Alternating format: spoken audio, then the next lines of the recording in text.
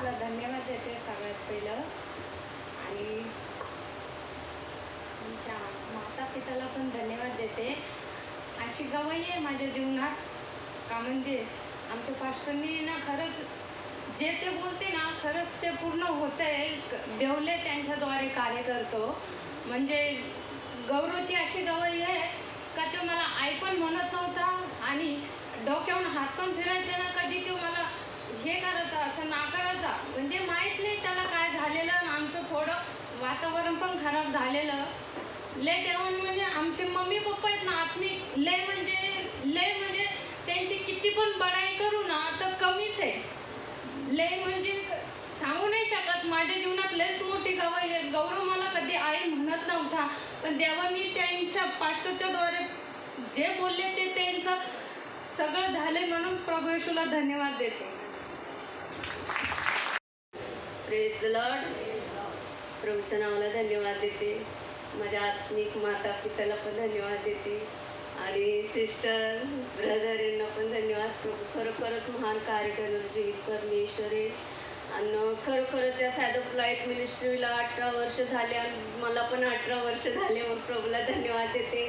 आणि 18 वर्षामध्ये खूप चढ उतर आला पण प्रभूने सांभाळलं. आमच्या पास्टर सिस्टरच्या द्वारे आत्मिक माता पिता ज्या वेळेस आमच्यासाठी प्रार्थना करत होते त्यावेळेस आमचे प्रॉब्लेम्स दूर होत होते. आणि मला तर एवढा मोठा प्रॉब्लेम होता. माझ्या हार्टला होल होतं आणि मला मूल पण होत नव्हतं. आणि हॉस्पिटलमध्ये मी गेलते तर डॉक्टर बोलले की तुला हार्टचा प्रॉब्लेम आहे, तुझ्या हार्टमध्ये होल आहे. मला डॉक्टर येतं मला जन्मापासून आहे, मग तुला त्रास होतो, तुला ऑपरेशनची गरज आहे. मला ऑपरेशन. तर मी थोडे घाबरले. घरी आले, घरी सांगितलं. माझे मिस्टर बोलले पास्टर सिस्टर तू प्रार्थना करून घे. पास्टर सिस्टरांनी प्रार्थना केली आणि ते माझं हार्टचं होल जे होतं ते सोनोग्राफीमध्ये दाखवलं नाही प्रार्थना केल्यानंतर. मग दुसरी गोष्ट मला मूलच होत नव्हतं. 8 वर्ष मला मूल नव्हतं. सिस्टरांना मी सांगितलं. सिस्टर बोलला असं असं प्रॉब्लेम आहे मला मुलाचा. आणि सगळे मला वांज बोलतात. आणि ज्या वेळेस मी लोकांकडनं ऐकायचे ना की तू वांजोटी करून मला खूप दुःख व्हायचं. मी प्रभूला धन्यवाद देते की ना मी सिस्टरांना फक्त सांगितलं की सिस्टर असा प्रॉब्लेम आहे मला. सिस्टरांनी गुडघे टेकून प्रार्थना केली आणि त्याच महिन्यामध्ये मला गर्भ राहिला. मी प्रभूला धन्यवाद देते.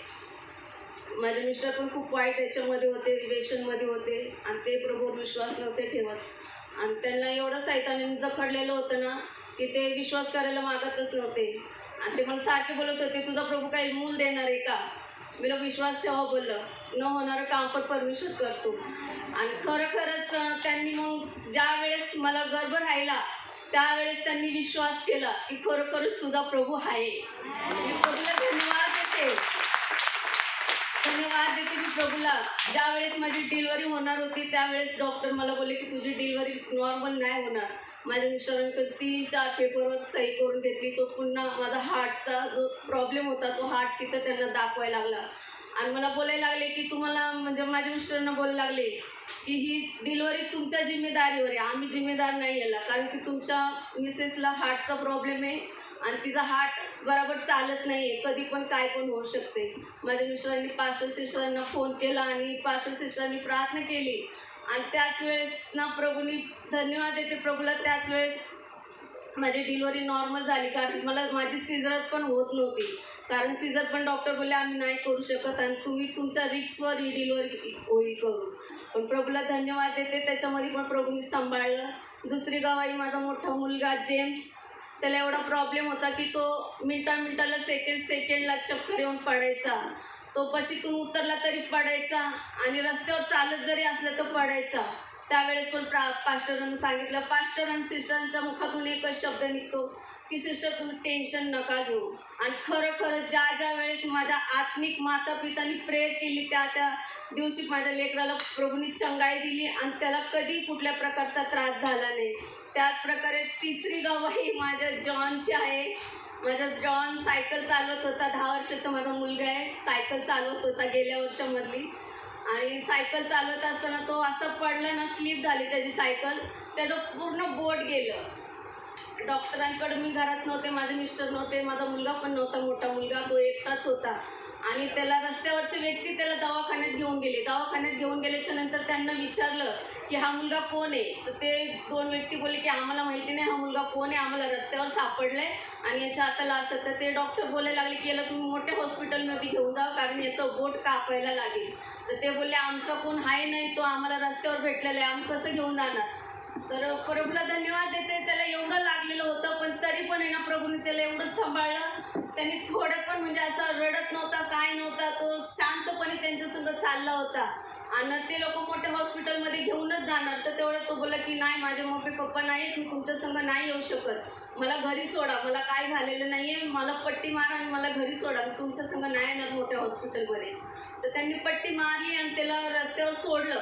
प्रभूला धन्यवाद देते. त्या रस्त्याने तो घरी आला आणि त्याचे कपडे भरलेले होते. त्यांनी ते मशीनच्या खाली लपवले की मम्मीला माहिती नाही पडलं पाहिजे की मला एवढा मार लागले करून. आणि तो झोपला बेडवर झोपला. मी आले आणि बघते तर त्याचं झोपलाय. मला वाटलं ताप बीप आले असेल म्हणून झोपलाय. नंतर त्याचा हात बिकते तर हाताला पूर्ण पट्टी. तर मला वाटलं यो शरारती आहे, याला थोडंफार काय लागलं असेल, मी लक्ष केलं नाही. पण दुसऱ्या दिवशी ज्या वेळेस मी डॉक्टरकडे गेले आणि डॉक्टरने ती पट्टी खोलली, त्याचं बोट पूर्ण चेंदा झालेलं होतं. मी तिथं चक्कर येऊन पडले आणि तिथूनच मी पास्टरांना फोन केला. बोललो पास्टर माझ्या मुलाचं बोट गेलं.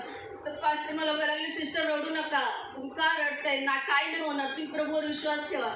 मला पास्टर तुम्हीच आता बोललो प्रार्थना करा माझ्या मुलासाठी.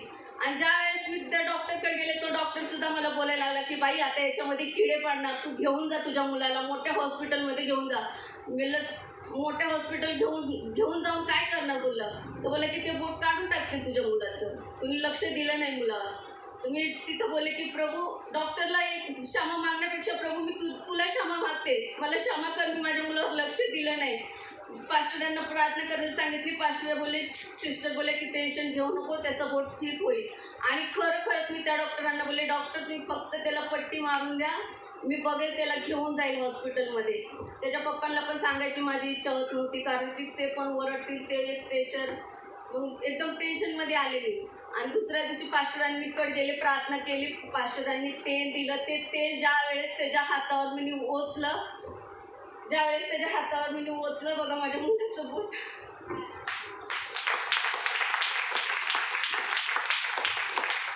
ज्यावेळेस त्या पट्टीवर त्याचं रक्त, तो संडेचाच दिवस होता आणि आराधना स्तुती चालू होती, तो नाचत होता, त्याचं रक्त गळत होतं.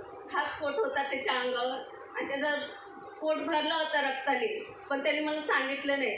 पास्टरांनी तेल दिलं, तिथेच प्रार्थना करून त्याच्या बोटावर ओतलं मी आणि पास्टरांनी पण प्रार्थना केली.